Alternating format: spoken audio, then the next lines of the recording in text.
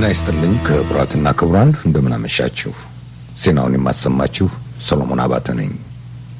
በአማራ ክልል ሰሜን ሸዋ ውስጥ የሚስተዋለው አለመረጋጋት ዛሬ መቀጠሉ ታውቋል። ታጣቂዎች ዛሬ ከቀትር በኋላ ሸዋሮቢት ከተማና ወቀት ወረዳ ላይ ጥቃት መክፈታቸውንና የከተማይቱ ነዋሪም ከጥቃቱ እየሸሸ መሆኑን መስፍን አራጌ ነዋሪዎችንና የመንግስት ባለስልጣን አነጋግሮ እንዲሁም የአማራ ክልልን መግለጫ አካቶ ተከታዩን ዘግቧል። ማምሻውን በደረሰን የስልክ መረጃ መሰረት ሸዋሮቢ መግቢያ ላይ በሚገኘውና ዙጥ እየተባለ በሚጠራው አካባቢ ከፍተኛ የተኩስ ልውውጥ ሲደረግ ነበር። ይህንንም የሸዋሮቢ ከተማ አስተዳደር መንግስት ኮሚኒኬሽን ጉዳዮች ጽህፈት ቤት ባልደረባ ኑሩ መሐመድ አረጋግጠዋል። አቶ ኑሩ ሁኔታዎች ከቁጥጥር ውጭ ወጥተዋል ይላሉ። አይ ከባድ ነው። ሰውም በጣም እንትን እያለ ነው፣ እየለቀቀ ነው። በጣም ምንም አንድም ሰው በቃ አልቀረም። በቃ በጣም ከፍተኛ ስጋት አለበት። ከኋላ ነገር እየተፋፍሟል ይመስለኛል። አሁን ራሱ ሰው እየሮጠ ነው። ሄሎ አቶ ኑሮ ከባድ ሁኔታ ላይ ያለ ነው ወንድሜም። በምንም አይነት አመት ምንም ልል አልችልም። በቃ ይኸው ታቅም በላይ ነው የሆነው ወንድሜ። ህይወታችንን ለመታደግ በሽሽት ላይ ነን ያሉ የከተማዋ ነዋሪም ጥቃቱን የሚፈጽመው አካል በከባድ መሳሪያ የተደራጀ በመሆኑ ነዋሪው ብቻ ሳይሆን የአካባቢውን ጸጥታ ለማስከበር የተሰማራው ሰራዊት ላይም ጉዳት እንደደረሰበት ገልጸዋል። በቃ አለቅን ህዝቡ አልቆ አሁን ወደ ሸዋሮቢት እየገቡ ነው። ሱቂ ላይ ደርሰዋል። ህዝቡ ሸሽቷል። አለቀ። ሰራዊቱም አልቻለም። ሰራዊቱም ተመታ። ፍላሽና ከባድ መሳሪያ እንዳልሆነ አለ። እየሸሸን ነው። አሁን ምን ባስ ላይ ወደዛ እየሸሸን ነው። ምንም የሞቱ አሉ። በጣም የሞተ ይገልጠዋል። አሁን አከፋል ገበሬውም ያገበሬው ነው እና ልዩ ኃይሉ ነበረ እየጨረሱ ወረዳው ታቅሜ በላይ ነው አለ ሸዋሮቢት። አሁን ያው በቃ እነሱ ተዋላ ያያየን ነበረ። እነሱ ሲለቁ ህዝቡ በቃ እንዲያለ ተበተነ። የሄድበትን ማያውቀውም። በከተማዋ የሚገኙ መኖሪያ ቤቶችና የንግድ ተቋማትም በእሳት መያያዛቸውን ነው ያመለከቱት። የክልሉ መንግስት ምንድነው ይሄንን የምን ያክል ህዝቡን ከለለ ማንን ይመራል ተብሎ ነው የሰሜን ሸዋ ዞን አስተዳዳሪ ታደሰ ገብረ ጻድቅ ትናንት ለአንድ የሀገር ውስጥ መገናኛ ብዙሃን በሰጡት መግለጫ ችግሩ ከአቅም በላይ የሆነ መምጣቱን ተናግረዋል። የክልሉ ሰላምና ህዝብ ደህንነት ጉዳዮች ቢሮ ኃላፊ ሲሳይ ዳምጦ ምሽቱን ለአማራ ሚዲያ ኮርፖሬሽን በሰጡት መግለጫ ኦነግ ሸኔና ተከታዮቹ ያሏቸው ኃይሎች ጥቃት መፈጸማቸውን፣ ሰብአዊ ጉዳት መድረሱንም ተናግረዋል። የጸጥታ ኃይሉ ከፌዴራል መከላከያ ሰራዊት ጋር በመተባበር በአጭር ጊዜ ውስጥ ችግሩን በቁጥጥር ስር ለማዋል እንደሚንቀሳቀስ አረጋግጠዋል። በማዕከላዊ ጎንደርና በምዕራብ ጎጃም አካባቢዎችም የአካባቢውን ጸጥታ ለማደፍረስ ሙከራዎች መደረጋቸውንና የሰው ህይወት ማለፉንም ገልጸዋል። ለአሜሪካ ድምጽ ሬዲዮ መስፍን አራጌ። መስፍንን አመሰግናለሁ ለዘገባው። የኢትዮጵያ መንግስት ባለስልጣናት ኦነግ ሸኔ የሚሉትንና ራሳቸውን የኦሮሞ ነጻነት ሰራዊት ብለው የሚጠሩትን ታጣቂ ቡድን ምላሽ ለማግኘት ጥረት እያደረግን ነን። የቡድኑ የምዕራብ እዝ አዛዥ መሆናቸውን የገለጹና መሮ እንደሚባሉ ለቪኦኤ የተናገሩ የቡድኑ መሪ በቅርቡ በሰጡት ቃል በሲቪሎች ላይ ፈጽሞ ጥቃት እንደማይሰነዝሩ ገልጸው እንደነበረ ይታወሳል። ተጨማሪ መረጃዎችንና ምላሾችን ይዘን እንመለሳለን። ኢትዮጵያ ውስጥ በኮቪድ-19 ምክንያት እየተመዘገበ ያለው የሞት መጠን ከ3300 ማሻቀቡን የጤና ሚኒስቴር አስታውቋል። ሚኒስቴሩ እስከ ትናንት ምሽት ድረስ የነበረውን አጠቃላይ መረጃ በያዘና ዌብሳይቱ ላይ ባሰፈረው መግለጫ በአንድ ቀን ብቻ 15 ሰው መሞቱን ጠቁሟል። በኮቪድ-19 እስከ ትናንት የሞተው ሰው ቁጥር 3300 መሆኑን የሚጠቁመው የሚኒስቴሩ መረጃ 1013 ሰው በጽኑ ታሞ እንደሚገኝም አመልክቷል። ይህ በእንዲህ እንዳለ በዓለም ዙሪያ ኮቪድ-19 ያደረሰውን ጉዳት እየመዘገበ ያለው የጆንስ ሆፕኪንስ ዩኒቨርሲቲ የኮሮና ቫይረስ መረጃ ማዕከል ወረርሽኙ በአንድ ዓመት ውስጥ ከ3 ሚሊዮን በላይ ለሚሆን ሰው ህልፈት ምክንያት መሆኑን ዛሬ ገልጿል። ዓለም ክትባት ለማዳረስ እየተጣደፈ ባለበት ጊዜ የቫይረሱ መስፋፋት መጠንም በከፍተኛ ሁኔታ እያሻቀበ መሆኑን ማዕከሉ አመልክቷል።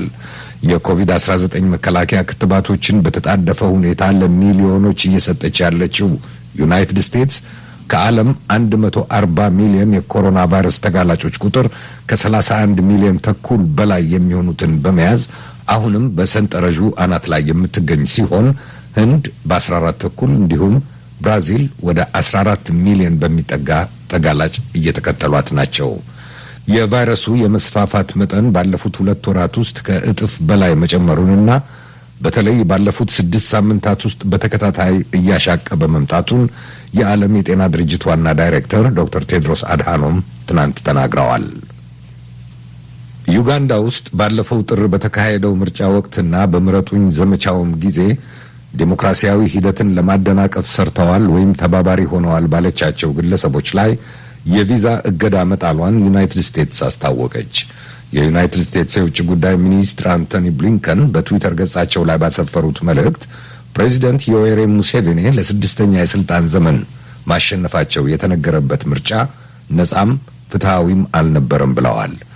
ሚኒስትሩ በዚሁ መልእክታቸው ላይ የዩጋንዳ መንግስት አድራጎቶች ሀገሪቱ እያሳየች ያለችው የዲሞክራሲና የሰብአዊ መብቶች ይዞታዎች ማሽቆልቆል ማሳያ ናቸው ብለዋል። የቪዛ እገዳው የተጣለባቸውን ግለሰቦች ማንነት መግለጫው አልተናገረም። በምዕራብና በደቡብ ቻይና ባህሮች አካባቢ ያለውን ሁኔታ ጨምሮ ቻይናና ሰሜን ኮሪያ ደቅነዋቸዋል ያሏቸውን ፈተናዎች በጋራ ለመጋፈጥ ከጃፓን ጠቅላይ ሚኒስትር ዮሺሂዴ ሱጋ ጋር መስማማታቸውን የዩናይትድ ስቴትስ ፕሬዝደንት ጆ ባይደን አስታወቁ። ባይደን ወደ መንበረ ስልጣኑ ከዘለቁ ወዲህ የውጭ መሪ ዋይት ሃውስ ቤተ መንግስት ውስጥ ተቀብለው ሲያነጋግሩ የመጀመሪያው ከሆኑት ጠቅላይ ሚኒስትር ሱጋ ጋር ትናንት ካደረጉት የአንድ ቀን ምክክር በኋላ ለጋዜጠኞች በጋራ መግለጫ በሰጡበት ወቅት ለጃፓንና ለሀገራቸው ትስስር እንደ ብረት የጠነከረ ያሉትን ድጋፍ እንደሚሰጡ አስታውቀዋል። መሪዎቹ በጋራ ባወጡት መግለጫ ላይም ቻይና በምስራቅ ቻይና ባህር ላይ ያለውን ነባር ሁኔታ ለመለወጥ በተናጠል የምታደርገውን ማንኛውንም ሙከራ እንደሚቃወሙና በደቡብ ቻይና ባህር ላይም አለኝ በምትለው ህገወጥ ሲሉ በጠሩት የይገባኛል ጥያቄና እንቅስቃሴዎች ላይ ያላቸውን ተቃውሞም በድጋሚ እንደሚያረጋግጡ አመልክተዋል። ሚስተር ሱጋ ከፕሬዚደንት ባይደን ጋር ከመገናኘታቸው ቀደም ብሎ የቻይና የውጭ ጉዳይ ሚኒስቴር ባወጣው መግለጫ በቻይና ላይ የተዛባ አመለካከት ባላቸው ሀገሮች ተመርተው እንዳይሳሳቱ ሲል አስጠንቅቆ ነበር። ጃፓን ውስጥ 55,000 የዩናይትድ ስቴትስ ወታደሮች የሚገኙ ሲሆን ሀገሮቹ ወታደራዊ ትብብራቸውን የእስያ ሰላምና መረጋጋት መሰረት ሲሉ ይጠሩታል። ክቡራትና ክቡራን፣ ለዜና የተያዘው ጊዜ አበቃ። ከቀሪ ዝግጅቶች ጋር አብራችሁን ቆዩ። ወደ አዳነች ለመልሳችሁ።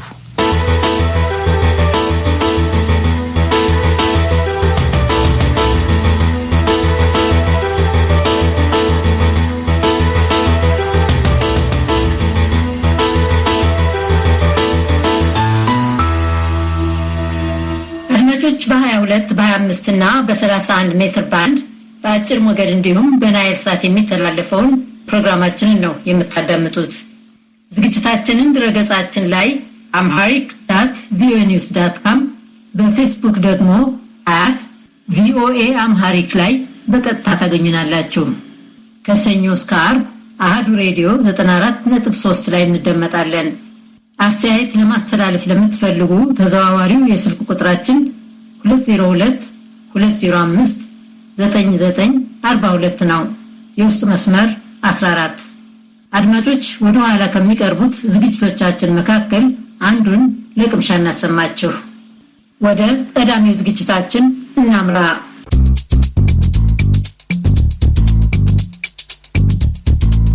በትግራይ ክልል የከፍተኛ ትምህርት ተቋማትን ለመቀላቀል የሚሰጠውን ፈተና የወሰዱት ተማሪዎች ቁጥር ዝቅተኛ እንደነበር የክልሉ ቢሮ አስታውቋል። 12,000 የሚሆኑ ተማሪዎች ፈተናውን ይወስዳሉ ተብሎ የተጠበቀ ቢሆንም በክልሉ የተፈጠረው ግጭትን ተከትሎ በነገሰው የጸጥታ ስጋት ምክንያት በተዘጋጁ የመፈተኛ ጣቢያዎች የተገኙ ተማሪዎች ቁጥር 2,000 ብቻ እንደነበርም ተሰምቷል። ችግሩን ለመፍታት እየተደረጉ ስላሉ ጥረቶችና ተያያዥ ጉዳዮች ለማወቅ ሀብታሙ ስዩም የክልሉን ትምህርት ቢሮ ምክትል ኃላፊ ኢንጂነር አስቴር ይትባረክን በስልክ አነጋግሯል። እንግዲህ በትግራይ ክልል ውስጥ የነበረው ግጭት በተለይ የከፍተኛ ትምህርት ተቋማትን ለመቀላቀል ይዘጋጁ በነበሩ ተማሪዎች ላይ ምን አይነት ጫና ፈጥሯል? አሁን ጫናው ይሄ ግልጽ ነው ለማንንም። ምክንያቱም አንድ ጦርነት ላይ በተለይ አጋጣሚ ይሆናል ሳትለው በተለይ ተማሪ ሆነ ይሄንን ነገር ሐሳቡ ሳታስገባው ነገ ጧት ተምሬ ሰው ሆናለሁ፣ ነገ ጧት ሀገሬን እረዳለሁ፣ ነገ ጧት እዚህ ደርሳለሁ እያለ ይሄንን ነገር ሲፈጠር በጣም ትልቅ ጫና ነው የሚደርሰውና ይሄ ግልጽ ነው። ጦርነት እንደገና በአንድ ሀገር ላይ እንደዚህ አይነት ችግር ሲፈጠር ጫናው በጣም ከፍተኛ ነው። በህብረተሰቡ በሳይኮሎጂካል ኢኮኖሚካል በጣም ትልቅ ጫና ያመጣል። ለመሆኑ በዚህ ችግር ውስጥ ነው ዘንድሮ ላይ የከፍተኛ ትምህርት ተቋማትን ለመቀላቀል ምን ያክል ተማሪዎች ፈተናውን ወሰዱ? ያመጡት ውጤት ምን ይመስላል? የጠበቅነው ወደ 12,000 ተማሪዎች ነበር ልናስፈትን የጠበቅነው፣ ግን ያንኑ ነገር አልተቻለም። ባለው እዛ በተፈጠረው ችግር ተማሪዎቹ ተበታትነዋል። ተማሪዎቹ ወደ ሌላ ቦታ ሞቭ ያደረጉ አሉ ወይም የሄዱ አሉ በጦርነት ምክንያት እና በተቻለ መጠን ግን ያው የፌዴራል መንግስት በ4 ዩኒቨርሲቲ ላይ ነበር የመደባቸው። 4 ዩኒቨርሲቲ ሲመደቡ በአቅራቢያው ያለው ዩኒቨርሲቲ ላይ በራያ ዩኒቨርሲቲ፣ በአክሱም ዩኒቨርሲቲ፣ ሽሬ፣ መቀሌ ዩኒቨርሲቲ ነበር የተደረገው። ያንኑ ሲደረግ ግን ተማሪዎቹ እምነት ኑሯቸው ሊመጡ አልቻሉም። ምክንያቱም ያንን ህብረተሰቡ አልተረጋጋም፣ ተማሪዎቹ አልተረጋጉም። በተቻለ መጠን ግን አናውንስ አድርገን ለሁሉም እንዲደርሳቸውና መልእክቱ እንዲደርሳቸው አድርገናል። ግን እንዳሰብነው አልመጡም። ጥቂቶቹ ግን የተፈተኑት በጣም በሚያሳዝን ሁኔታ ነው የተፈተኑት። በጭንቀት እያሉ ፈተና ሲባል በተፈጥሮም ያው ተማሪ ስትሆን ትጨነቃለህ ፈተና ሲገባ። ከዛ በላይ ደግሞ በተፈጠረው በሀገሪቷ ችግር ላይ ሴት ስትሆን ትደፈሪያለሽ፣ እዛ ስትሄጂ ወንድም ሚሊተሪ ትሆናለህ ወይም እንደገና ከሌላ ጋር ከፖለቲካ ጋር ያያይዙታል። አንተ ባንዳ ሆነሃል ይሉታል እና ያንንም ቆርጦ ግን እኔ ይህን ነገር እድል ማምለጥ የለብኝም ተዘጋጅቻለሁ የሚለው መንፈስ ይዘው የመጡት ተማሪዎች ለኛ ከዛ ከጠበቅነው ከ12,000 በላይ ናቸው ብዬ ነው የማስበው። እግዚአብሔር ይመስገን ውጤቱንም ከሙሉ ክልሎች እነዛ የተፈተኑ ልጆች ናቸው በጣም ትልቅ ከፍተኛ ውጤት ያመጡ ተማሪዎች ማለት ነው። ቁጥራቸው ምን ያክል እንደሆነ የሚታወቃል? ወደ 2,000 ተማሪዎችን ተፈትነዋል። እንግዲህ ቀድመው ጠቀስ እንዳደረጉልኝ ባለው ችግር የተነሳ ፈተናውን መውሰድ የቻሉ ተማሪዎች ቁጥር አናሳ ነው። ነገሮች ሲረጋጉ እነዚህ ተማሪዎች ዳግም ፈተናውን እንዲወስዱ የተቋረጠው የትምህርት ህይወታቸው እንዲቀጥል እቅድ ይኖር ይሆን? እንዳሉት ከአቅም በላይ የሆነ ችግርም ነው አብዛኞቹን የከለከላቸው። ይህን ታሳቢ ያደረገ አዲስ እቅድ ይኖር ይሆን? ላልተፈተኑ ተማሪዎች በደንብ አለ። አሁን ያው እንደውም ዝግጅት ጀምረናል። ሊመዘገብ ምዝገባ ጀምረናል። ፕሮፖዛሉ አውጥተናል። ያው እንደ ባለፈው በ4 ዩኒቨርሲቲ ሊሆን ይችላል። ሰንተሩ ነው ያልተለየው ወይም ደግሞ አሁን የጸጥታ ጉዳይ እየተሻሻለ የመጣበት ሰዓት ስለሆነ በአካባቢያቸውም ሆነው እንዲፈተኑ የሚለው ነገር ያው አሰስመንት እየተካሄደ ነው ያለው። ግን ለነሱም ፈተና እንደሚሰጡ ያው አለ። ክልሉ ከሌሎች የኢትዮጵያ ተማሪዎች ጋር ተወዳዳሪ የሚሆኑ ተማሪዎች የወጡበት የነበረ ክልል ነው። ወደ ቀደመ ይዞታው ይመለስ ዘንድ ምን መደረግ አለበት ይላሉ? ህብረተሰቡ ያው ማረጋጋት ነው፣ ተማሪውን ማረጋጋት ነው። አሁን ወደ ማረጋጋት እየመጣ ነው። እምነት ነው ስላልተማመን ነው።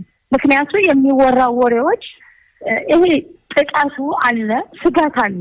ጦርነት ተካሂዶ ስጋት የለም አይደለም። ወላጅ ይፈራል ልጁን ለመላክ እንጂ እንዲማርለት የማይፈልግ ወላጅ ወይም እንዲማርለት የማይፈልግ ወንድም እህት ህብረተሰብ የለም። ይህንን ግልጽ ነው። ግን በተፈጠረው ችግር ስጋት ያድርበታል። እምነት የለውም።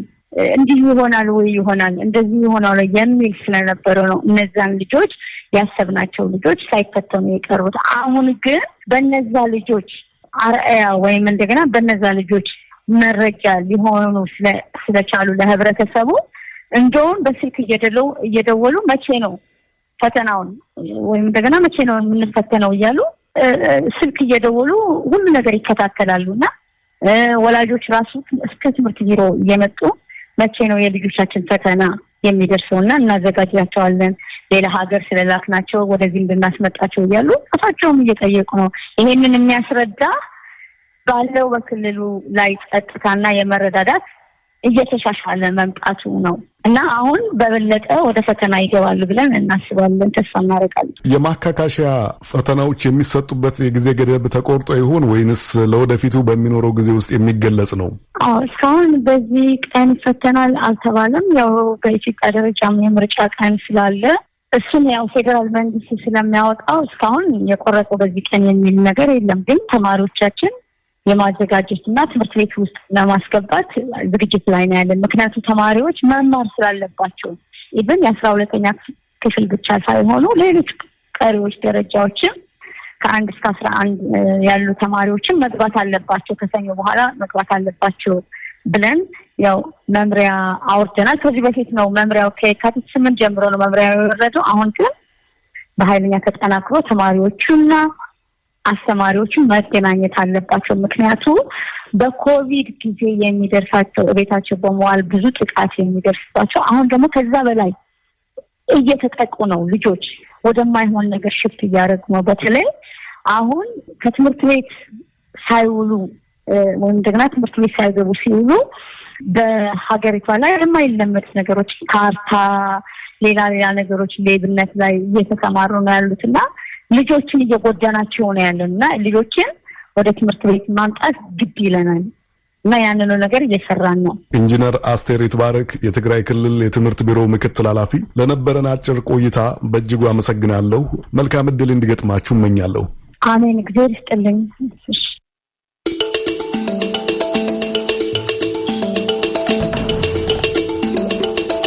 በዩናይትድ ስቴትስ ብዙዎቹን ኢላማ ያደረጉ ግድያዎች አልተቋረጡም። አሜሪካውያን እነኚህን ፍጅት የሚያደርሱ ጥቃቶች ለመቀነስና አልፎ አልፎ ከሚታዩት የተናጠል ድርጊቶች እንዴት መለየት በሚቻልባቸው መንገዶች ላይ አሁንም እንደተከፋፈሉ ናቸው።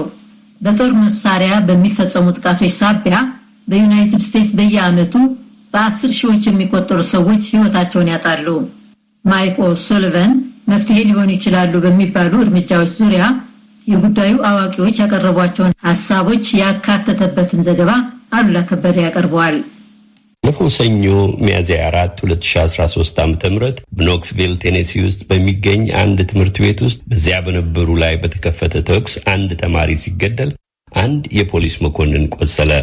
በጆርጂያ ክፍለ ግዛትም ባለፈው ወር በ3 የፍል ውሃ የሰውነት መታሻና ሌሎች አገልግሎቶች መስጫዎች ውስጥ በተፈጸመ ጥቃት 8 ሰዎች ሲገደሉ ከነኚህም መካከል 6ቱ ሆን ተብሎ የጥቃቱ ኢላማ የተደረጉ የእስያ ተወላጅነት ያላቸው ሴቶች ነበሩ።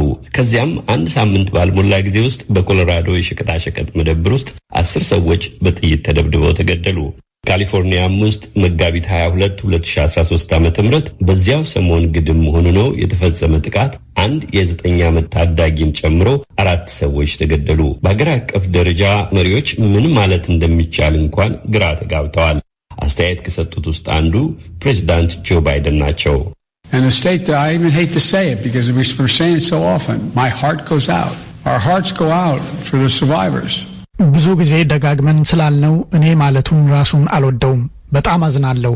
ጥቃቱ ለደረሰባቸውና ለተረፉት ልባዊ ሐዘናችንን እንገልጣለን። ትክክለኛ ገጽታው ከዚህም የከፋ ነው። ባለፈው ዓመት ብቻ ቁጥራቸው 20 ሺህ የሚደርስ አሜሪካውያን በጠመንጃ አማካኝነት በተፈጸሙ ጥቃቶች ሲገደሉ፣ ሌሎች 24 ሺህ ያህል ሰዎች ደግሞ ራሳቸውን ታጥፍተዋል። በመሳሪያ አማካኝነት የሚፈጸሙ ጥቃቶችን የሚያጠናና የሚዘግበው ለትርፍ ያልቆመ ተቋም እንዳሰፈረው መረጃ ይሁን እንጂ አሜሪካውያን አሁንም በጠመንጃ ባለቤትነት ጉዳይ ላይ እንደተከፋፈሉ ነው።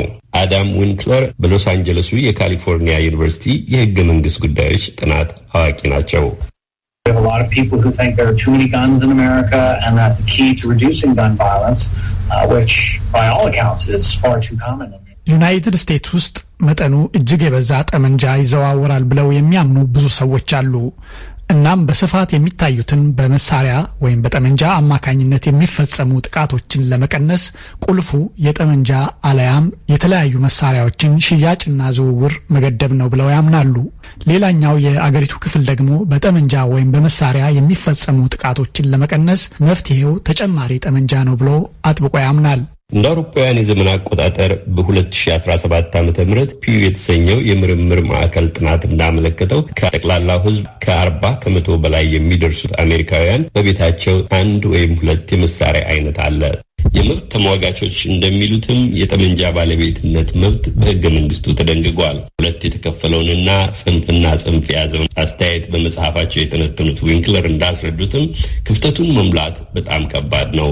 ይሁንና የየግዛት መንግስታት ግን በተናጥል ጥብቅ ደንቦችንና ገደቦችን ተግባራዊ ማድረግ ችለዋል።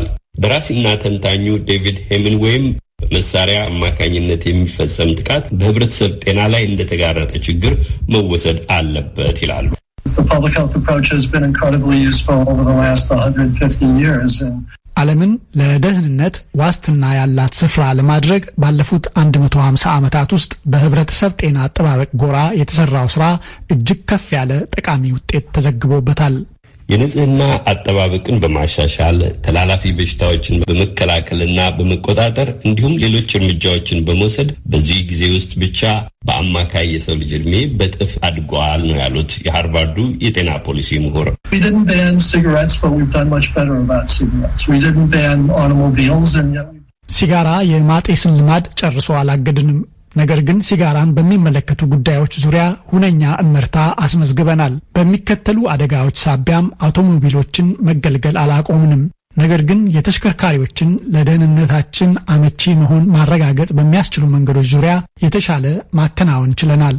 ሄመንዌይ ያክለውም በአውቶሞቢል ደህንነት ላይ የተደረጉ ማሻሻያዎች ጥሩ ምሳሌ የሚሆን መነሻ ሊሰጡን ይችላሉ ይላሉ።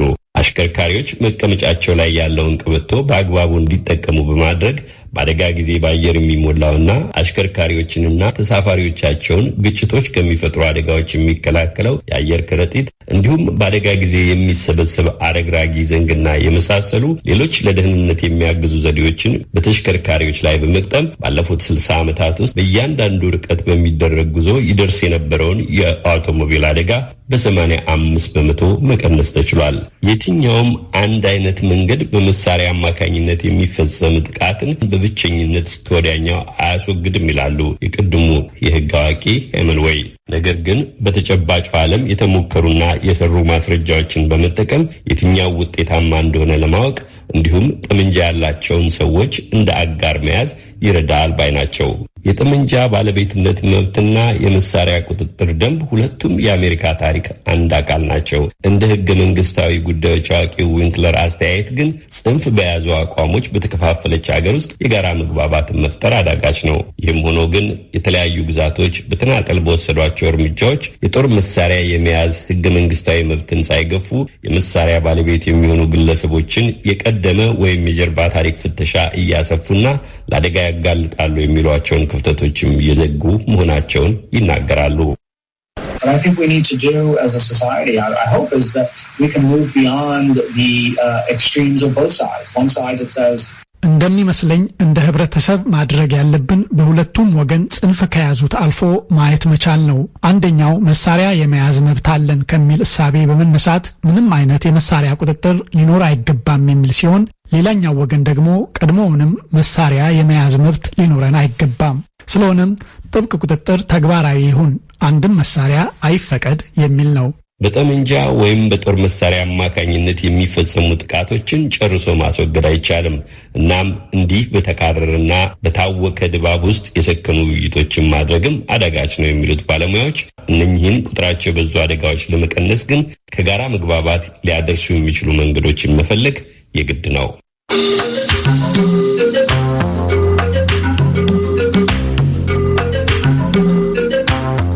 በሐዋሳ ከተማ የሚገኙ የአንደኛና የሁለተኛ ደረጃ ትምህርት ቤት ተማሪዎች የከተማዋ ነዋሪዎች የኮቪድ-19 ወረርሽኝን መከላከል ላይ ያላቸውን ቸልተኝነት እንዲያቆሙ የእግር ጉዞ በማድረግ ተማጸኑ። የሲዳማ ክልል በበኩሉ የሕክምና ቦታዎቹ በወረርሽኙ በሚታመሙ ሰዎች ተይዘውብኛል፣ ከአቅማችን በላይ ሆኗል ብለዋል። የተማሪዎቹን የእግር ጉዞ የተከታተለው የሐዋሳው ዘጋቢያችን ዮናታን ዘብዲዮስ ዘገባ ልኮልናል። የተማሪዎቹ ተማጽኖ ለሐዋሳ ከተማ ነዋሪዎች፣ ለወላጆቻቸውና ለመንግስት አካላት ነው። የማውንት ኦሊቭ ትምህርት ቤት ተማሪ ህፃን መግደላው ተላምረው በኮቪድ ምክንያት ትምህርት ተመልሶ እንዲዘጋ አልፈልግም ብላለች። የቫይረሱ ስርጭት ጨመረ ሲባልም የሚያስጨንቃት ይሄው እንደንም ተናግራለች። ያ እንዳይሆን ስለሚፈልግ ነው ከጓደኞቻችን ጋር መሆን በሐዋሳ ከተማ ጎዳናዎች የእግር ጉዞ ያደረግነውም ብላለች። እደመጣው በምክንያት ስለ ኮሮና ወረርሽኝ ጉዳቱን ለመናገርና ለማስጠንቀቅ ነው። አንደኛ የማአፍና አፍንጫ ማስክ ማድረግ፣ እሱን ማድረጋችን እና እጥረት የመጣ ስለሆነ እሱን መንግስት ደግሞ እሱን እንዲጨምርልን እላለሁ እና ደግሞ ራሳችንን ከኮሮና ቫይረስ መጠበቅ አለብን ብዬ አምናለሁ። በማውንት ኦሊቭ ስኩል ላይ ጥንቃቄ አለ፣ ግን ተማሪዎች ቸልተኝነት እዚህ የመጣነው። በህፃን መቅደላዊት ትዝብት የሐዋሳ ከተማ ነዋሪዎች ኮሮና ቫይረስን በመከላከል ረገድ የሚያደርጉት ጥንቃቄ በግዴለሽነት የተሞላ በመዘናጋት ታጀበና ኃላፊነት የጎደለው መሆኑን ተናግራለች። እኔ እንዳየሁት ከሆነ ብዙ ሰዎች የአፍና የአፍንጫ ጭንብል አያረጉም፣ ሰንታይዘር አይጠቀሙም እና በብዛት ስለ ኮሮና ረስተውታል። እሱን እንዳይረሱና እንድናስታውሳቸው ነው እዚህ የመጣነው። ለእኛ ስትሉ ተጠንቀቁ ያለችውና የህፃን መቅደላዊትን ጭንቀት የምትጋራው ምህረት ኤርሚያስ የአዲስ ከተማ ሁለተኛ ደረጃ ትምህርት ቤት ተማሪ ስትሆን ኮሮናን በተመለከተ ያለው የህዝብ እንቅስቃሴ ያሳስበኛል ብላለች። ህብረተሰብ ማስክ እንዲያደርግ ራሱን ንጽህናውን በሳሙና በውሃ እጁን እንዲታጠብ በሳኒታይዘር ራሱን እንዲያጸዳ ርቀቱን እንዲጠብቅ እና ማስክ እንዲያደርግ አስተላልፈናል። መንበርከካችን የሚገልጸው ያው ለህብረተሰቡ ልመና እንደማድረግ ማለት ነው። ራሳቸውን እንዲጠብቁ እየለመናቸው ነው ማለት ነው። ማለት ህብረተሰቡ አሁን ብዙ ኮሮናን ልምድ አድርጎ ችላ ብሎታል። ስለዚህ ችላ ስላለ ራሳችን ደግሞ እየለመናቸው ነው ራሳቸው እንዲጠነቀቁ እባካችሁን ጥንቃቄ አድርጉ ለሚል ልመናችንን ለማሳየት ነው። የንግስት ፍራ ትምህርት ቤት የአማርኛ ትምህርት አስተማሪ ዘውዲት ዮሐንስ እኛ መምህራንና ተማሪዎች ተቸግረናል ብለዋል። ቫይረሱ በቀላሉ የመከላከያ መንገዶችን በመጠቀም ማስቆም የምንችለው በመሆኑ ይህንን ማድረግ አለብንም ብለዋል። ተማሪዎችም የጎዳና ጉዞ ያደረጉት ይህንን በተመለከተ ህዝቡን ለማንቃት ነው ብለዋል። ማህበረሰባችንን ማዳን እንፈልጋለን። ልጆቻችን በኮሮና ቫይረስ ምክንያት ትምህርት እንዲያጡ ወደ ቤት ተመልሰው አእምሯቸው እንዲበላሽ አንፈልግም። ለዚህ የተነሳ በተሰበረና ባዘነ ልብ ነው ልጆቻችን ተማሪዎቻችን ማህበረሰቡን እንዲለምኑ ያደረገ። የተማሪዎቹ የእግር ጉዞ መዝጊያ ፕሮግራም በሐዋሳ ከተማ አሮጌ ስቴዲየም ሲደረግ የተገኙት የሲዳማ ክልል ምክትል ፕሬዝዳንት አቶ በየነ በራሳም በቫይረሱ የሚያዙ ሰዎችን አስተኝተን የምናክምበት ቦታ አልቆብናል ብሏል። በርካታ ሰዎችንም በሞት እያጠናቸው ነው ሲሉ ተናግሯል። ሁላችንም ቀላል የሆነውን ጥንቃቄ በመውሰድ የመከላከል እርምጃዎችን በመውሰድ ይህንን በሽታ መከላከል እንዳለብን ዛሬ ህጻናት በመንበርከክ ወላጆቻቸውን፣ ታላላቆችን፣ ወንድሞቻቸውን ተማጽነዋል። የዛሬው የልጆች የተማሪዎች መልእክት ቀላል ትርጉም የሚሰጠው አይደለም። አሁን ያለውን ሁኔታ በምንመለከትበት ጊዜ የወረርሽኙ መስፋፋት አስጊ ደረጃ ደርሷል። ከሚመረመሩት ሰዎች መካከል አብዛኛው ፐርሰንት ፖዚቲቭ እየሆነ ነው የሚገኘው። በሆስፒታሎቻችን መተንፈሻ ማሽኖች የሉንም። በመሆኑም ብቸኛውና አዋጭ መንገድ መጠንቀቅ ብቻ ነው ሲሉ ተናግሯል። ለአሜሪካ ድምጽ ራዲዮ ዮናታን ዘብዲዮስ ሐዋሳም።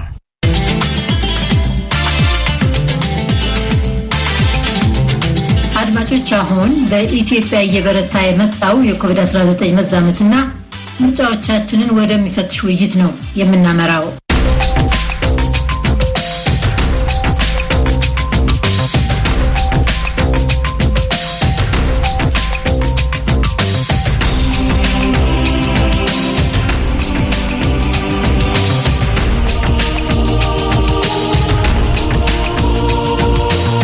በኢትዮጵያ ቁጥሩ በእጅጉ እያሻቀበ የመጣውን ስርጭት የደቀነውን ፈተናና ሊወሰዱ የሚችሉ አማራጮችን አስመልክቶ ከሶስት የሕክምና ባለሙያዎች ጋር የተጀመረ ተከታታይ ውይይት የመጨረሻ ክፍል ነው ዛሬ የሚቀርበው።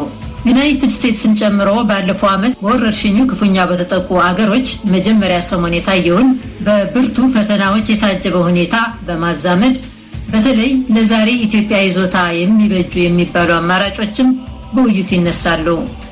ተወያዮቹ በዩናይትድ ስቴትስ የሚገኙ በኢትዮጵያ የጸረ ኮቪድ-19 ዘመቻ በንቃት የሚሳተፉ ሶስት ታዋቂ የሕክምና ባለሙያዎች ዶክተር እናውጋው መሐሪ፣ ዶክተር አሰፋ ዴጃው መኮንንና ዶክተር ገበየሁ ተፈሪ ናቸው። የፕሮግራሙ አዘጋጅና አቅራቢ አሉላ ከበደ ነው። በተጨባጭ ከልምድ ከታየው ከከበደው ፈተና ለኢትዮጵያ ሁኔታ ሊስማሙ ሊሰሩ ይችላሉ፣ ከኢትዮጵያ አቅምና ሁኔታ ጋርም መዛመድ የሚችሉ ናቸው ያላችኋቸውን ለይታችሁ አመላክታችኋል። ምናልባትም ይህ አሁን የምትነጋገሩበት የምታነሷቸው ሀሳቦች ለአድማጭ ብቻ ሳይሆን ለሙያ አጋሮቻችሁም ጭምር ይመስለኛል እንዲነጋገሩበት አማራጮቹን ከግምት እንዲያስገቡ የሚጋብዝ ውይይት ነው። ዶክተር እናውጋው መጨረሻ ላይ ከተነሳው ነጥብ ወደ እርስዎ ልምጣ። እነኚህ ከፍተኛ መጠን ያለው ኦክሲጅን በፍጥነት ወደ ሰውነት እንዲገባ የሚያደርጉ መሳሪያዎች በአንጻራዊ ሁኔታ ውድ አይደሉም ሲባል በንጽጽር ነው ሁሉም ነገር እና በኢትዮጵያ ባለው ሁኔታ ሊሰራ ይችላል የሚለውን ቀደም ብላችሁ ምንስ ልናደርግ እንችላለን በሚለው እንደ ሀሳብም እንዳቀረባችሁ ትወያዩበት እንደነበር ተከታትያለሁ።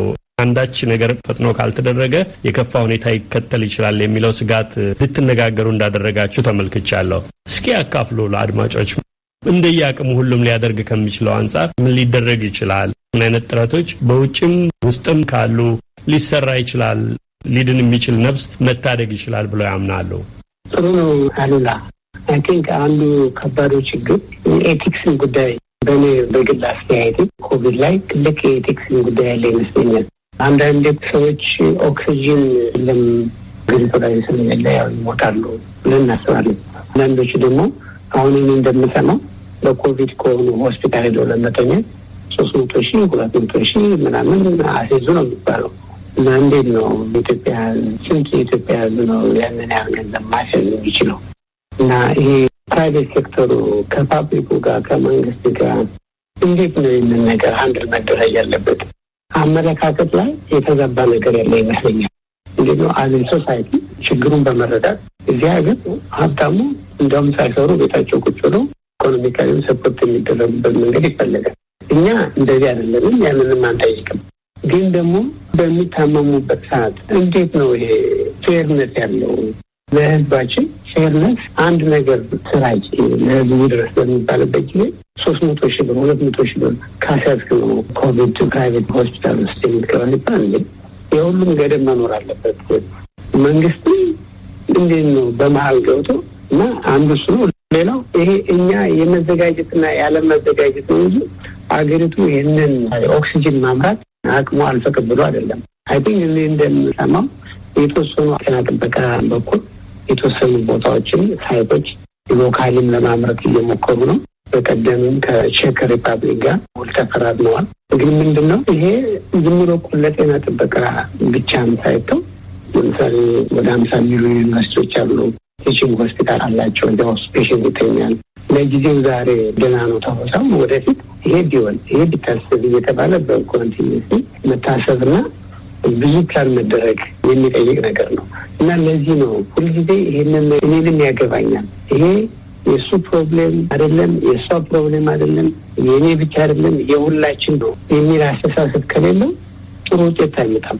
አሁን ሁሉም ሰው ገብቶታል ይመስለኛል። ምክንያቱም ሁሉም አንገን ሁሉም ቤት ቅድም እንዳለው ዶክተር አሰፋ ሁላችንም አንድ ሳይሆን 2 3 ሳይሆን ከዚያም የበለጠ ታመመ ወይ ከፋሚሊ ውስጥ የሞተ እንደዚህ ስለምናውቅ አሁን ታናቆም አንድ የተጀመረን እስከ መጨረሻው ውጤት እስከምናይ ድረስ ፎከስ አድርገን ካልሰራን የአሜሪካን ፕሮብሌም እዚህ ነው።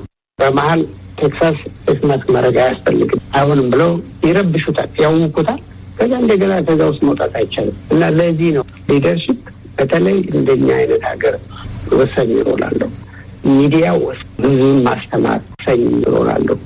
ሁላችንም አሁን አለንበት ላይ የደረስነው የኢትዮጵያ ሕዝብ ረድቶ ነው እና እንዴት አድርገን ነው ሁኔታውን አስተካክለን ሊታከሙ የሚችሉበትን መንገድ መፈለግ ያለብን። አሁን ያለው አካሄድ ስለ በሽታው አለማወቅ ብቻ ሳይሆን ሲታመሙ ሆስፒታል ሄዶ ለመታከም ሆስፒታሎች በጣም ውድ ናቸው።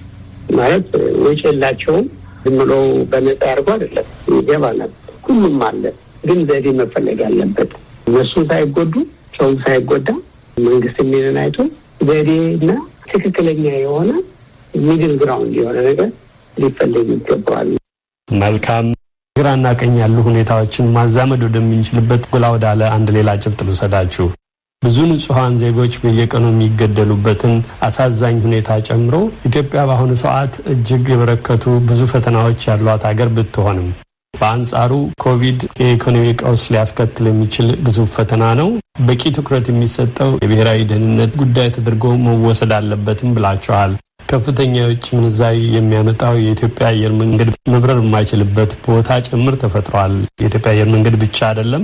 ቀደም ሲል ወረርሽኙ እጅግ በተባባሰ ሁኔታ ውስጥ በነበረበት ወቅት ከሀገሯ የሚነሱ በረራዎች ወደ ዩናይትድ ስቴትስ ተከልክለው እንደነበረው ሁሉ እንግሊዝም ዛሬ ይህንኑ ወረርሽኝ ለመቆጣጠር በያዘችው ውጥን ያንን ለመቋቋም ይረዳኛል ያለችውን እርምጃ ወስዳለች። የኢትዮጵያ አየር መንገድም እንዳይገቡ ከከለከለቻቸው የአየር መንገዶች ዝርዝር ውስጥ ገብቷል። ነገ ምን እንደሚመጣ ባይታወቅም በእነኚህ ሁሉ ፈተናዎች ውስጥ ግን የኮቪድ ነገር አሁን ያሉትንም ፈተናዎች ሊያባብስ የሚችል እንጂ ይቆይ የሚባል እንዳልሆነ በትንታኔያቸው አሳይታችኋል። በዚህ ሰዓት ይህን ውይይት የሚከታተል አንድ አድማጭ አስቡና ያ ሰው ባለበትም ሀገር ያለውን ጨምሮ በአገሩ ያለው ሁኔታ ደግሞ ይበልጥ ለሚያሳስበው በዚህ ሰዓት ይህን ውይይት ለሚከታተል አድማጭ ምን እንዲያስብ ትመክራላችሁ? በምን መልኩስ አዎንታዊ የሆነ አስተዋጽኦ ማበርከት ይችላል? ዶክተር ገበየሁ እርስዎን ላስቀድም።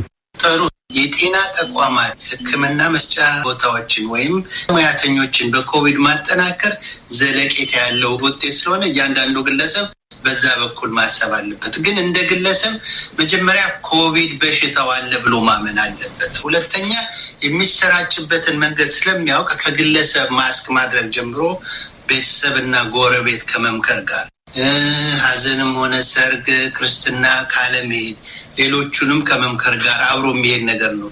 እያንዳንዱ ሰው መምህር ወይም ምንድነው ደቀ መዝሙር መሆን አለበት በዚህ ጉዳይ። ምክንያቱም ተላላፊ በሽታ ምንም ጊዜ ቢሆን የአንድ ሰው ችግር አይደለም። ይሄ በብዛት ስለሚሄድ ነው። ሁለተኛ ኮቪድን መቆጣጠር ካልተቻለ ሀገሪቱ ውስጥ አንዳንዱ ለኢኮኖሚ ለእንጀራ ሲል ጥሶ መሄድ አለ። ግን ያ እንጀራው ላይ መልሶ አመድ እንደመነስነስ ነው። ቁጥጥር ካልተደረገ ቫይረሱ ቁጥጥር ስር ካልዋለ ታማሚው ከበዛ የኢኮኖሚ አውታሮች ይጎዳሉ እና ያ ደግሞ ማሰብ ያለበት ሀገሪቱ ውስጥ ብቻ አይደለም ከሀገሪቱ ውጭም በሀገሪቱ ላይ ሊመጣ የሚችል ተጽዕኖ አለ። አሁን ኢንግላንድ ነች፣ ነገ ጧት አሜሪካ፣ ሌሎቹም ሊያደርጉ ይችላሉ። አውሮፓ የምናየው ነው። የፈረንሳይ ቦርደር ጀርመን ትዘጋለች። ኢንግላንድ ላይ አዲሱ ቫይረስ ሲመጣ ድፍን አውሮፓ ዘግቷቸው ነበር እና ኢትዮጵያ ላይ የውጭ እንትን ቢዘጋ የሚደርሰውን ጉዳትን ማሰብ ያስፈልጋል። ሌላው አንድ ያልተነጋገርነው ነገር ምንድነው? ኢንግላንድ ኢትዮጵያ ላይ በር ስትዘጋ አንዱ ምክንያት ስርጭቱ ከፍ ብሏል ነው። ሁለተኛው ምክንያት ግን በሀገራችሁ ውስጥ የሚዘዋወሩን የቫይረስ ዝርያ አታውቁም የሚል ነው። ይሄ የእኛ ሀገር ሳይንቲስቶች አሉ፣ እኛ ልጆች ሆኑ ይሄ ነገር ተጀምሯል እና ዶክተር ናውጋው እንዳለው ይሄ የመንግስት ወይም የጤና ጥበቃ ሳይሆን ባለ ሀብቶች አሉ። ትንሽ ብዙ አውጥተው ብዙ ማድረግ ይችላሉ። እዚህ ሀገር ብዙ ነገር በባለ ሀብቶች ፋውንዴሽን ነው የሚሰራው እና እዚህም የምርመራው አይነት ላይ እንደው ደጎም አድርገው በየዩኒቨርሲቲዎች ሄደው ምን እንርዳ ብለው ይሄን ነገር ከፍ ቢያደርጉ አንደኛ የሚዘዋወረውን ቫይረስ ማወቅ ጥሩ ነው። ክትባት ላይ ጉዳት አለው፣ ሕክምና ላይ ጉዳት አለው፣ መልሶ መያዝ ላይ ጉዳት አለው እና የሚዘዋወረውን ቫይረስ ማወቅ ጥሩና በተለያየ አቅጣጫ ለኮቪድ መደረግ የሚገባውን ነገር ማድረግ፣ መምከር፣ ማስተማር እንደገና ደግሞ ለኮቪድ ተብሎ የሚደረገው ነገር ዘለቄታ ጥቅም ያለው እንጂ የአንድ ሰሞን የዘመቻ ነገር አለመሆኑን መረዳት አለበት ነው ማለት። መልካም ዶክተር አሰፋ እንግዲህ እያንዳንዱ ሰው ውጭ ሀገር ያለ ከሆነ ያው እንግዲህ ብዙ ሰው የሶሻል ሚዲያ ይጠቀማል፣ ፌስቡክ ምን እንደ በሚችለው መጠን እንደሚቀጥለውን አንድ ሳምንት እንኳን ኮቪድ የሚመለከት መልእክት ቢልክ በሽታው አለ፣ ሰው እየሞተ ነው፣ ከአሁን በኋላ ገና ብዙ ሰው ሊጎዳብን ይችላል እና ቤተሰቡን አገር ቤት ያለውን ሰው በሙሉ እንደው ማስጠንቀቂያ ነገር ቢልክ እነኚህ ደግሞ ነው ለቅሶዎቹም ሰርጎቹም ምኖቹም ደግሞ እንደው በጣም መቀነስ አለባቸው። በእርግጥ ባህላችን አስቸጋሪ ቢሆንም አሁን ግን ያን ማድረግ የምንችልበት ደረጃ ላይ አይደለም ያለነው እና አለ ፊታችን ላይ ነው፣ ብዙ ሰው ሊገልብን ይችላል የሚል መልእክት እያስተላለፈ ሁሉም ሰው እንደማስጠንቀቅ ቢችል አቅም ያለው ደግሞ ማስክ መግዣም ቢደጉም። ምክንያቱም አንዳንዱ ሰው እንደገባኝ ከአቅምም ነው ማስክ ሳያደርግ የሚሄደው ብዙ የቀን ሰራተኛው ምኑ ብቻ ሁኔታው በጣም ያሳዝናል እና መደጎም እዛ ላይ እንደሱ ብናደርግ ቲንክ ለውጥ እናመጣለን ትንሽ። መልካም ለሁላችንም የሚሆን ነገር አለ እያሉ ነው። በየበኩላችንም እናደርጋቸው። ዶክተር ናውጋው የመጨረሻው ዕድል የእርስዎ ነው። ብዙ ጥሩ ነገሮች ተነስተዋል። ግን ይህንን ነገር ለመቆጣጠር እያንዳንዳችን እንደ ወታደር እንደመሆን ማለት ነው። አክቹዋሊ ብዙ ጊዜ ወላጆቻችን በኢትዮጵያ ባህል እኮ ተናግረው ጨርሰውታል። ለምሳሌ ፈሪ ለእናቱ ይላል እና ይሄ ኮቪድ ላይ አለማድረግ ደፋር ጀግና መሆን አይደለም። መፍራት የማወቅም ምልክት የመገንዘብ ይሄ ሊመጣ ይችላል ብሎ አዌር መሆንና ግንዛቤ ነው። ለምሳሌ ብዙ ጊዜ ይሉኝታ፣ አንዳንዱን ብዙ ሰው የሚያጠቃው ደግሞ ይሉኝታ ነው።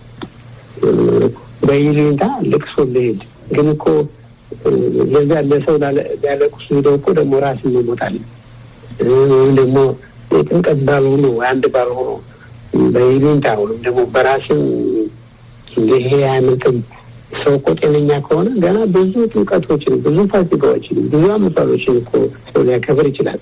እና ፕራዮሪቲዎቹን ቀስ ብሎ ማሰብና ይሄ እንደዚሁ ቀላል እንዳልሆነ እና ደግሞ ስለ ራስ ብቻ ሳይሆን እንደውም ብዙ ጊዜ 40% የሚሆነው የሚተላለፈው ሲምፕተም ምልክት በሌለባቸው ሰዎች ነው ኮቪድ ላይ እና ለሌላውም ማሰብ ልክ አሁን አንድ ሰው ሃይዌይ ላይ ሲያሽከረክር ጠጥቶ ከሆነ ለራሱ ብቻ ይሞታል ብቻ ሳይሆን ሌላም ሰው ሊጎዳ ይችላል።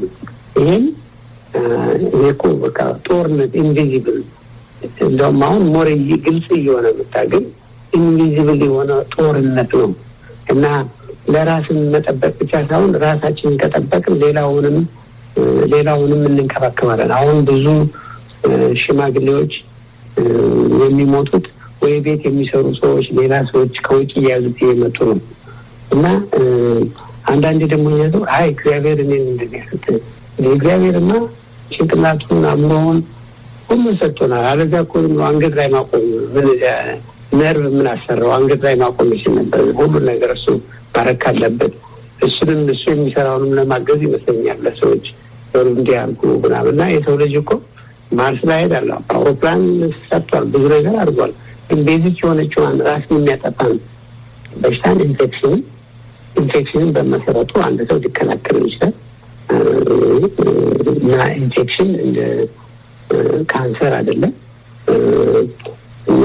ጓደኞቼ ኤክስፐርት ናቸው። ግን እንደዚህ በጎንሰሉ በኤችአይቪ በሌሎችም ላይ ታይቷል። ጥንቃቄ ሁልጊዜ ይከላከላል እና እንግዲህ መንግስትንም ስንል ፕራይም ሚኒስተር ኦፊሱን ብቻ ሳይሆን እያንዳንዱ ኃላፊ የሆኑ የዩኒቨርሲቲ ፕሬዚዳንት፣ የባንክ ፕሬዚዳንት፣ የኢንሹራንስ ፕሬዚዳንት ሁሉም ሰው ኃላፊ ላይ ሊሆኑ የኢትዮጵያ ሕዝብ አስተምሮት ሁሉም ሰው ሁላችንም ያለ ነው። ስለዚህ ሕዝባችን በሚጎዳበት ጊዜ እኛ ሕዝቡን መውቀስ ሳይሆን እኛ ምሳሌ መሆን ይገባናል። በጥንቃቄ እንዴት መደረግ እንዳለበት ምሳሌ መሆን ይገባናል እና ኢትዮጵያውያን ጠንካሮች ነን። ሽብርክ አንልም፣ ከስህተታችን እንማራለን። ትልቅ ነገር ደግሞ በህይወት አለመሳሳት ሳይሆን ከስህተት መማር ነው እና ይህንን በሚቀጥለው ዓመት ደግሞ እንዴት ነው ሰር አረግ ነው ከኛ የሚያቅት የለም የሚል ፕሮግራም የታዘጋጅልን ይሆናል። አመሰግናለሁ። በጣም መልካም። ከተስፋው ጋር ነው የጨረሱት። በእርግጥ በዚህ በሚያስጨንቀው ጊዜ ውስጥም ተስፋ ማድረግ አለብን። በተጨባጭ ሊደረጉ የሚችሉትን የታለፉትን አሁንም እድል ያላቸውን ጨምሮ በዝርዝር ተወያይታቸዋል። ተስፋ አድርጋለሁ የሚቀጥሉት እርምጃዎች ሌላ መንገድ የሚያሳዩበት ሁኔታ ይፈጠራል። በዚያ ሁኔታ ውስጥ መልሼ እንደማገኛችሁ አምናለሁ። ዶክተር እናውጋው መሀሪ፣ ዶክተር አሰፋ ጀጃው መኮንን፣ ዶክተር ገበየው ተፈሪ እንግዶች ሁላችሁንም ለጊዜያችሁ አመሰግናለሁ። እግዚአብሔር ይስጥልኝ። አመሰግናለሁ አሉላ። እግዚአብሔር ይስጥልኝ። በጣም አመሰግናለሁ።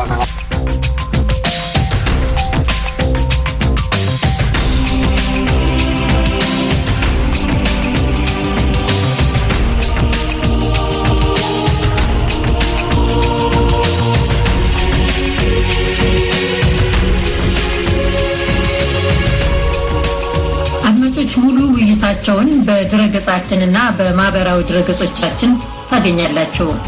የተከበረ እንቅስቃሴዎችና ወጣቶች በፖለቲካና ሀገራዊ ውይይቶች ላይ ሊኖራቸው ስለሚገባ ተሳትፎ ከድርጅቱ መስራችና አስተባባሪ አቶ ንጉሱ አክሊሉ ጋር ውይይት አድርገን ነበር። አቶ ንጉሱን ያወያየችው ስመኝሽ ቆየናት። ለዛሬ ቀጣይና ወጣቶች በሀገር ግንባታና ብሔራዊ እርቅ ዙሪያ በሚኖራቸው ሚና ላይ የሚያተኩረውን ክፍል አሰናድታለች።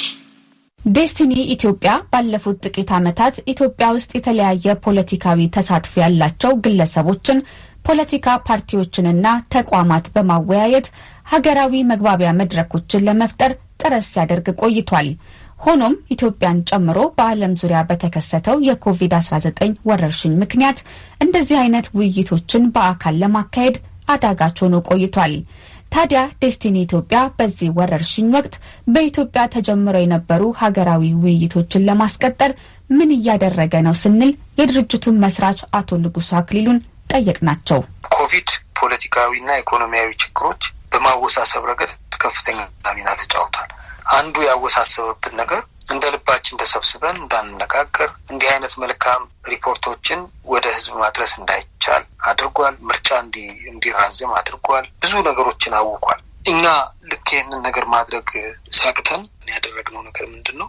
ይህንን ነገር በአካል በየክልሉ ሄደን ለህዝቡ ማድረስ ባንችል እንኳን ለምን ያሉንን ሌሎች ቴክኖሎጂዎች አንጠቀምም ብለን ወደ ነሐሴ አካባቢ ረጅም ዝግጅት ካደረግን በኋላ ያሉንን ቴክኖሎጂዎች በሙሉ አንድ ላይ አምጥተን የተወሰኑ ሰዎች አዲስ አበባ እንዲሰበሰቡ፣ የተወሰኑት ሰዎች ደግሞ ከያሉበት ክልል ኦንላይን እንዲገቡ አድርገን የተወሰኑ ደግሞ በስልክ እንዲገቡ እያደረግን ውይይቱን ለመቀጠል ጥረት አደረግን። ያን ጊዜ የገጠመን ተግዳሮት አንደኛ በየክልሉ በኢንተርኔት እንዲህ አይነት የዙም አይነት አገልግሎት በሚገባ መጠቀም በጣም ከባድ ነው። ስለዚህ የኢንተርኔት ኮኔክቲቪቲው ራሱ ትልቅ ተግዳሮት ነበረ። ሁለተኛው ሰዎች ዙም እንደዚህ የመሳሰሉ ቨርቹዋል ፕላትፎርምስ መጠቀም ገና ስላልጀመረ ራሱ ይሄ የቴክኖሎጂ ተግዳሮትም ነበረብን።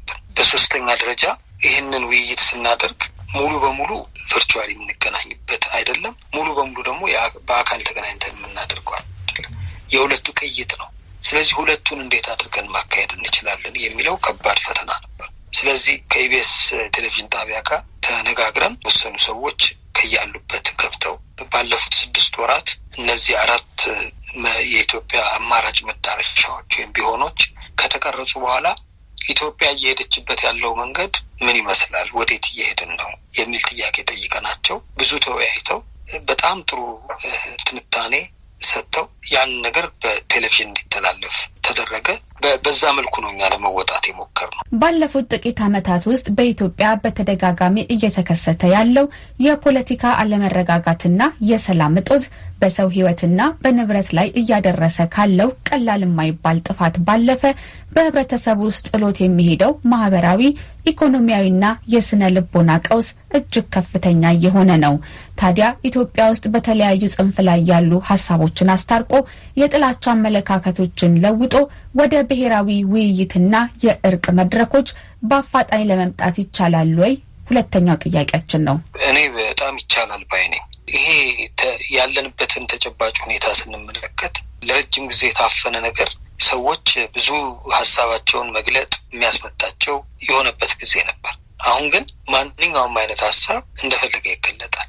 ነገር ግን ፕሬሸሩ እየቀነሰ መሄዱ አይቀርም። ምክንያቱም ይህንን በኃይል በቁጣ በጥላቻ ሀሳቤን እየገለጥኩኝ እሄዳለሁ ብሎ የሚያስብ ሰው ለተወሰነ ጊዜ ያን ስሜቱን እየገለጠ መሄድ ይችላል። ነገር ግን የሚያመጣለት ውጤት እንደሌለ ሲያውቅ ኦኬ፣ ታዲያ ከጩኸት በመለስ ከጥላቻ በመለስ ፍላጎቶችን ማሳካት የምችልበት ነገር ምንድን ነው ብሎ ሲጠይቅ ያለው አማራጭ አንድ ነው፣ በጠረጴዛ ዙሪያ መወያየት ነው እና ያንን ነገር ማድረግ ይቻላል። ይህንን ነገር ደግሞ እንዲህ አይነት መድረክ እያዘጋጁ ለሰዎች እድል መስጠት ያስፈልጋል። ይህንን ነገር በተደራጀ መንገድ በተቀናጀ መንገድ ባላዘጋጀን ቁጥር ደግሞ ያኛው ያልተደራጀው እንደፈለገ የሚሄደውና የሚነዳው አይነት ንግግር በጣም እየዳበረ ሲሄድ ትንሽ ባህላችንን ይረብሽብናል። ስለዚህ ያኛውን የጠረጴዛ ዙሪያ ውይይትን የሚደግፍ በርካታ ማህበረሰብ እያዳበርን እየጨመርን ስንሄድ ይሄኛው ማይኖሪቲ ይሆናል፣ አናሳ ይሆንና ሰዎች በዛኛው አስተሳሰብ መመራት ይጀምራሉ። አደጋ የሚሆነው ይህንን ሰዎች የሚፈልጉትን ነገር በስርዓት የሚናገሩበት፣ ሌሎች ደግሞ ይህንን ሀሳብ የሚያዳምጡበት መድረክ ያላዘጋጀን እንደሆነ ነው። እስኪ የወጣቶችን ተሳትፎ እኔ ደግሞ እንግዲህ አሁን እንዳነሳ ነው ባለፉት 5 ዓመታት እናም ከዛም በላይ ኢትዮጵያ ተደጋጋሚ የፖለቲካ አለመረጋጋቶች ይታዩባታል። ከቅርብ ጊዜ ወዲህ ደግሞ ግጭቶች፣ ግድያዎች፣ መፈናቀሎች ተበራክተዋልና እዚህ ውስጥ ደግሞ የወጣቱ ተሳትፎ አለ። በተለይ ማህበራዊ ሚዲያ መስፋፋት ጋር ተያይዞ ወጣቶች በመረጃ ስርጭት በመቀበል እንዲሁም ደግሞ መሬት ላይ በሚታዩ ግጭቶች ውስጥ ተሳትፎች አለውና እስኪ የወጣቱን ተሳትፎ እንዴት ታየዋለህ? በዋና ዋና ውይይቶች ውስጥ በርካታ ተዋናዮች በሚሳተፉበት ውይይቶች ውስጥ የወጣቶች ተሳትፎ ከጊዜ ወደ ጊዜ እየጨመረ ነው ያለው። ይሁንና አንድ አሁን በቅርብኛ የገባን ነገር ምንድነው? ወጣቶችን በሁለት መንገድ ማሳተፍ ይቻላል። አንዱ ከተለያዩ ተዋናዮች ጋር ላይ ተዋህዶ መወያየት ነው። ሁለተኛው ደግሞ ወጣቶች ራሳቸው ደግሞ ለብቻቸው ሆነው እንደሚቀጥለው ትውልድ ኃላፊነት ተረካቢ አካላት ቁጭ ብለው ያለፈውንም የዛሬውንም የነገው እድል መፍጠር ያስፈልጋልና በዚህ መሰረት እኛ አሁን ዴስቲኒ ኢትዮጵያ እያደረገ ያለው ነገር ለምሳሌ ወጣቶችን ለብቻቸው እንዲህ አይነት ነገሮችን በሚገባ እንዲመለከቱ እያደረግንን ያለ ነው። በቅርብ ያደረግነው ነገር ምንድነው? ከ12ቱም ክልሎችና የከተማ መስተዳድሮች የተውጣጡ ከ80 በላይ የተለያየ ፖለቲካ አመለካከት፣ እምነት እና ስብጥር ያላቸውን ወጣቶች አንድ ላይ አምጥተን ኢትዮጵያ የትኛው መንገድ ላይ ነው ያለችው ብለን ጠይቀናቸው ነበር እና በጣም የሚገርም ሀሳብ ነበረ ከወጣቶቹ ሲመጣ የነበረው እና ይሄ በቴሌቪዥን ይተላለፋል። በቅርብ ጊዜ ውስጥ ከአጀንዳ ማውጣት ጀምሮ እስከ ውሳኔ አሰጣጥ ድረስ ወጣቱን እያሳተፍን ካልሄድን ምን ሊመጣ እንደሚችል በሚገባ ያየንበት ሁኔታ ነው። መደበኛ ባልሆኑ አደረጃጀቶች አሁን ኢትዮጵያ ውስጥ ያለው የፖለቲካ ተሐድሶ እንዲመጣ ወጣቶች ያደረጉትን አስተዋጽኦ እስከ ሞት ድረስ ራሳቸውን ሰጠው ያደረጉትን ነገር አይተናል እና አሁን ያንን